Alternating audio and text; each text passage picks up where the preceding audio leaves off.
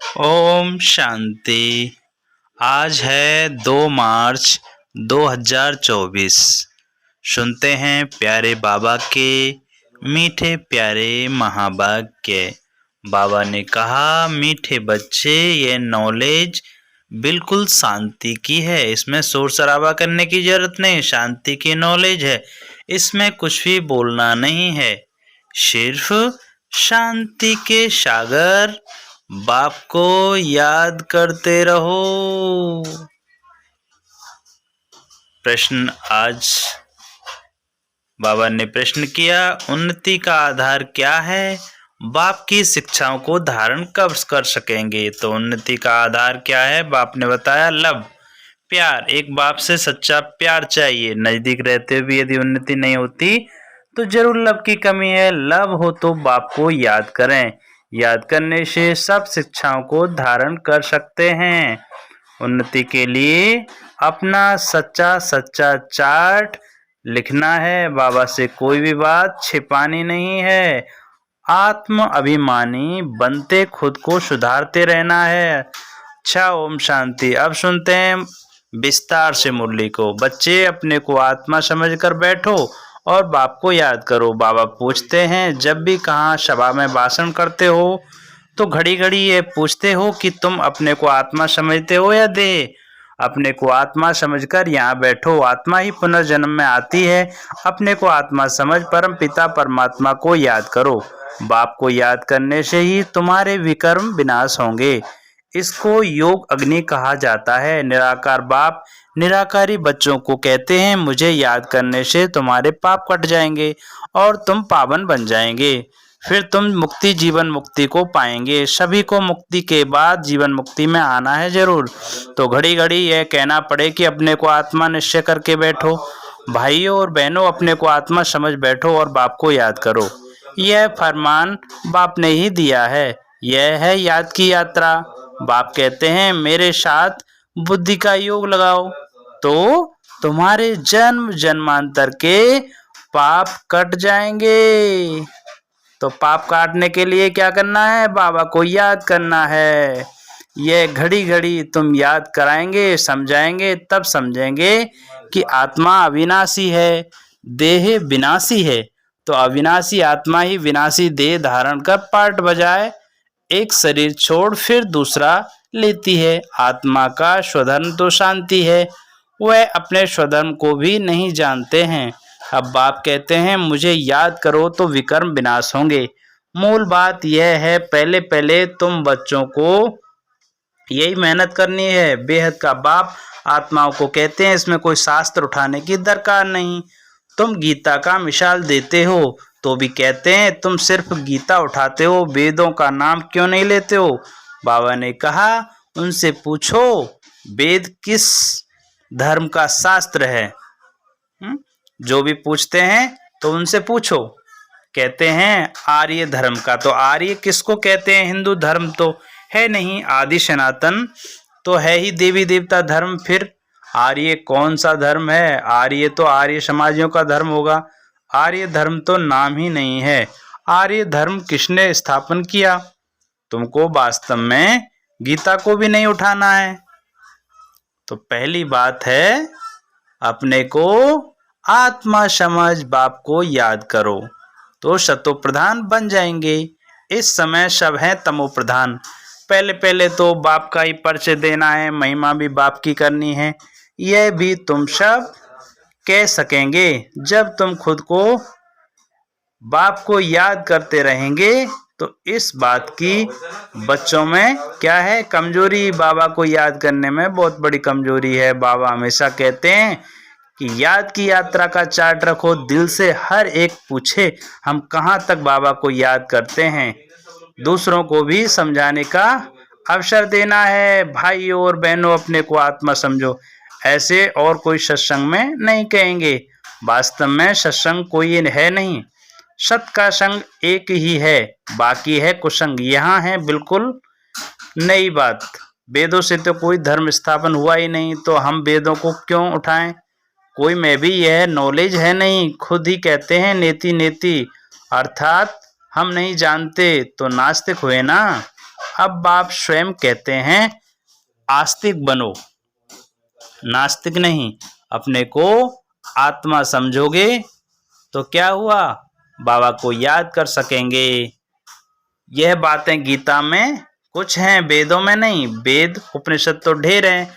अब वह किस धर्म का शास्त्र है? मनुष्य तो अपनी बातें करते हैं, तुमको किसका भी सुनना नहीं है। बाप तो सहज समझाते हैं, अपने को आत्मा समझ, बाप को याद करो तो पावन बन जाएंगे। इसलिए वर्ल्ड की हिस्ट्री ज्योग्राफी को क्या करना है? बाबा ने कहा कि अपने को आत्मा समझ, बाप को याद करो तो पावन बन जाएंगे। इसीलिए वर्ल्ड की हिस्ट्री ज्योग्राफी को जानना बहुत जरूरी है। जान तुम्हारा यह त्रिमूर्ति गोला है मुख्य, इनमें सब धर्म आ जाते हैं। पहले पहले है देवी देवता धर्म। बाबा ने कहा है त्रिमूर्ति गोला बड़ा बड़ा बनाकर दिल्ली के मुख्य स्थान पर जहाँ आना जाना बहुत हो वहां लगा दो। 3 सीट पर हो, सीढ़ी में तो और धर्मों का नहीं आता है। मुख्य यह 2 चित्र हैं, समझाना है इसी पर। पहले है बाप का परिचय, बाप से ही वर्षा मिलता है। इस बात का निश्चय कराने बगैर तुम्हारा कुछ भी कोई समझ नहीं सकेगा। एक बाप को ही नहीं समझा तो दूसरे चित्रों पर ले जाना फालतू है। अल्प को समझने बगैर और कुछ भी समझेंगे नहीं। बाप के परिचय के बगैर और कोई भी बात ना करो। बाप से ही बेहद का वर्षा मिलता है। बाबा ख्याल करता है ऐसी सहज बात क्यों नहीं समझते हैं? तुम्हारी आत्मा का बाप वह शिव है, तो उनसे ही मिलता है वर्षा। तुम सब आपस में ब्रदर्स हो। जब इस बात को भूलते हो तब तमो प्रधान बन जाते हो। अब बाप को याद करो तो शतो प्रधान बन जाएंगे। मूल बात है ही रचयिता और रचना को जानना। तो कोई भी जानते नहीं, ऋषि मुनि भी जानते नहीं थे, तो पहले बाप का परिचय दे। सबको आस्तिक बनाना है। बाप कहते हैं मुझे जानने से ही तुम सब कुछ जान जाएंगे, मुझे नहीं जाना तो कुछ भी नहीं समझेंगे। मुफ्त तुम अपना समय वेस्ट करते हो। चित्र आदि भी जो ड्रामा अनुसार बने हैं वही ठीक है, परंतु तुम इतनी मेहनत करते हो फिर भी किसकी बुद्धि में बैठता नहीं है। बच्चे कहते हैं बाबा क्या हमारे समझाने में कोई भूल है? बाबा फट से कह देते हाँ भूल है। अल्प को ही नहीं समझा तो फट से रवाना कर दो। बोलो जब तक बाप को नहीं जाना तब तक तुम्हारी बुद्धि में कुछ भी बैठेगा नहीं। तुम भी जब देही अभिमानी अवस्था में नहीं रहते हो तो आंखें क्रिमिनल रहती हैं। सिविल तब बनेंगी जब अपने को आत्मा समझेंगे। देही अभिमानी होंगे तो फिर तुमको आंखें धोखा नहीं देंगी। देही अभिमानी नहीं तो माया धोखा देती रहेगी। इसलिए पहले तो क्या करना है? स्वयं को देह नहीं देही समझो, अर्थात आत्माभिमानी बनो। बाबा कहते हैं अपना चार्ट दिखाओ तो मालूम पड़े। अगर अभी तक झूठ पाप गुस्सा है तो भी सत्यानाश करते हो। बाबा चार्ट देखकर समझ जाते हैं कि यह सत्य लिखा है या अर्थ भी नहीं समझा है। सब बच्चों को बाबा कहते हैं चार्ट लिखो। जो बच्चे योग में नहीं रहते वह इतनी सर्विस भी नहीं कर सकते। जौहर नहीं भरता है। भल बाबा कहते हैं कोटों में कोई निकलेगा, परंतु जब तुम खुद ही योग में नहीं रहते तो दूसरों को फिर कैसे कहेंगे? इसलिए योग में रहना बहुत जरूरी है। बाबा को जितना याद करेंगे उतना आनंद आएगा। सन्यासी कहते हैं सुख कागविष्टा समान है, वह सुख का नाम ही नहीं लेते हैं। तुम जानते हो भक्ति अथाह है, उसमें कितनी आवाज है। तुम्हारी नॉलेज तो बहुत शांति की है। बोलो शांति का सागर तो बाप ही है। अपने को आत्मा समझ, बाप को याद करना है। बाप कहते हैं मन मनाभव, तो यह अक्षर भी नहीं कहो हिंदुस्तान की है हिंदी भाषा, फिर संस्कृत, दूसरी भाषा क्यों? अब इन सब भाषाओं को छोड़ो, पहले तुम भाषण करो कि अपने को आत्मा समझो। बहुत है जो अपने को आत्मा भी नहीं समझ सकते, याद भी नहीं कर सकते। अपने घाटे को कोई समझ ना सके। कल्याण तो है ही बाप की याद में, और कोई सत्संग में ऐसे नहीं कह सकते कि अपने को आत्मा समझ, बाप को याद करो। बच्चे कभी बाप को एक जगह बैठ याद करते हैं क्या? उठते बैठते बाप की याद है ही। आत्माभिमानी बनने की प्रैक्टिस करनी है। तुम बहुत बोलते हो, इतना बोलना नहीं चाहिए। मूल बात है याद की यात्रा की। योग अग्नि से ही तुम पावन बनेंगे। इस समय सब दुखी हैं, सुख मिलता ही है पावन बनने से। तुम आत्माभिमानी हो, किसको समझाएंगे तो क्या होगा? बाबा कहते हैं तुम आत्माभिमानी हो, तो जब अपने को आत्मा समझ और किसी को समझाएंगे तो उनको तीर जरूर लगेगा। कोई खुद विकारी हैं और किसको कहें निर्विकारी बनो तो उनको तीर नहीं लगेगा। बाप कहते हैं बच्चे तुम खुद याद की यात्रा पर नहीं रह सकते, इसलिए तीर भी नहीं लगता। तो पहले खुद जो चाहते हो वो करो, तभी दूसरा करेगा। यदि दूसरों को हम शिक्षा देते हैं और खुद नहीं करते तो तीर कभी नहीं लगेगा। इसलिए बाबा कहते हैं तुम खुद याद की यात्रा पर नहीं रहते, इसलिए तीर नहीं लगता। इसलिए पहले याद की यात्रा पर रहो। अब बाप कहते हैं बीती सो बीती, अपने आप को सुधारो। दिल से पूछो हम कहाँ तक बाबा को याद करते हैं। जो बाप से दिल नहीं लगाते, शिव बाबा हमारा सच्चा मासूक है, वह हमारे सामने आकर खड़ा हुआ है तो उनके साथ बहुत लब होना चाहिए। लब माना याद। शादी होती है स्त्री की पति से तो कितना लब रहता है, सगाई हुई शादी नहीं तो भी लब रहता है। तो वह तो विष्णुपुरी है। पहले शिव बाबा के पास जाएंगे फिर ससुर घर जाएंगे। खुशी कम होती है क्या? सगाई हुई तो सतयुग में सगाई होती है, परंतु वहां सगाई कब टूटती नहीं, अकाले मृत्यु नहीं होती। यहाँ सगाई टूटती है, अकाले मृत्यु होती है। तुम बच्चों को भी गृहस्थ व्यवहार में रहते पवित्र बनना है। भल बहुत नजदीक भी रहते हैं फिर भी उन्नति नहीं होती है।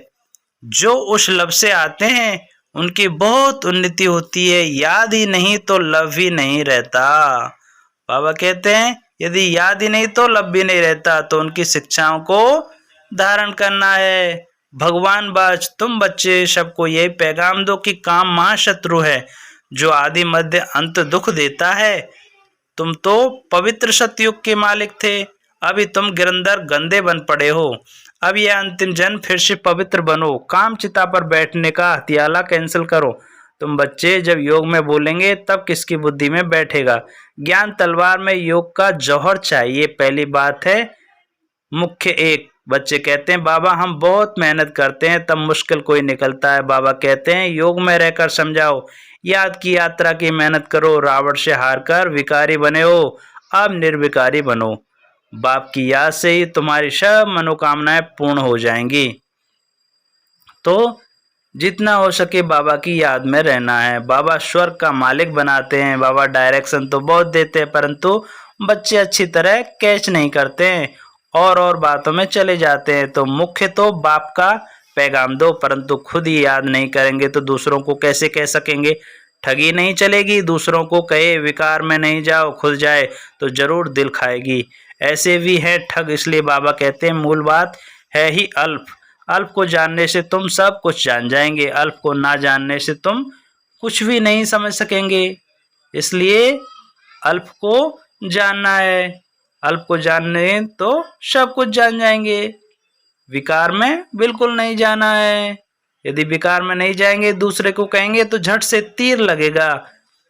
तो बाबा सब जानते हैं। बहुत से बच्चे ठगी करते हैं। अच्छा मीठे मीठे शिकिला दे बच्चों प्रति माता पिता बाप दादा का याद प्यार और गुड मॉर्निंग। रूहानी बाप की रूहानी बच्चों को नमस्ते। हम रूहानी बच्चों की रूहानी माता पिता बाप दादा को याद प्यार गुड मॉर्निंग और नमस्ते नमस्ते नमस्ते। शुक्रिया मेरे मीठे प्यारे बाबा, आपका लाख लाख शुक्रिया। धारणा के लिए मुख्य सार। तो अभी मुरली विस्तार से सुनी, अभी धारणा के लिए मुख्य सार सुनेंगे। पहली पॉइंट, अंदरूनी बाप के याद की खुशी में रहकर फिर दूसरों को बाप का परिचय देना है।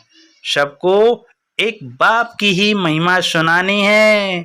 बाबा कितना प्यारा है, ये सबको बात सुनानी है कि बाबा सर्वव्यापी नहीं है। कितनी महिमा है बाबा की। दूसरी पॉइंट में बाबा ने कहा आत्मा अभिमानी बनने की बहुत प्रैक्टिस करनी है, बहुत बोलना नहीं है। बीती सो बीती कर पहले स्वयं को सुधारना है। याद की यात्रा का सच्चा चार्ट रखना है। वरदान में बाबा ने आज वरदान दिया। वरदान लेंगे, ब्राह्मण जीवन में वैरायटी अनुभूतियों द्वारा रमणीकता का अनुभव करने वाले संपन्न आत्मा भव। विस्तार में बाबा ने बताया, जीवन में हर मनुष्य आत्मा की पसंदी वैरायटी है, तो सारे दिन में भिन्न भिन्न संबंध, भिन्न भिन्न स्वरूप का वैरायटी अनुभव करो तो बहुत रमणीक जीवन का अनुभव करेंगे, बहुत सुंदर लगेगा। यदि भिन्न भिन्न संबंध, भिन्न भिन्न स्वरूप का अनुभव करेंगे तो ब्राह्मण जीवन भगवान से सर्व संबंध अनुभव करने वाली संपन्न जीवन है। जिस दिन से हम ब्राह्मण बने तो ब्राह्मण जीवन भगवान से सर्व संबंध का अनुभव करने वाली संपन्न जीवन है, इसलिए एक भी संबंध की कमी नहीं करना। अगर कोई छोटा या हल्का आत्मा का संबंध मिक्स हो गया तो सर्व शब्द समाप्त हो जाएगा। जहां सर्व है वहां ही संपन्नता है, इसलिए सर्व संबंधों में स्मृति स्वरूप बनना है। तो बाबा ने क्या कहा, सभी संबंधों का बाबा से आनंद लेना है, अनुभव करना है। तो जहाँ सर्व संबंध संपन्नता है वहाँ संबंधों में स्मृति स्वरूप बनना है। स्लोगन में बाबा ने बताया, बाप समान अव्यक्त रूपधारी बन प्रकृति के हर दृश्य को देखो तो हलचल में नहीं आएंगे। अच्छा, ओम शांति।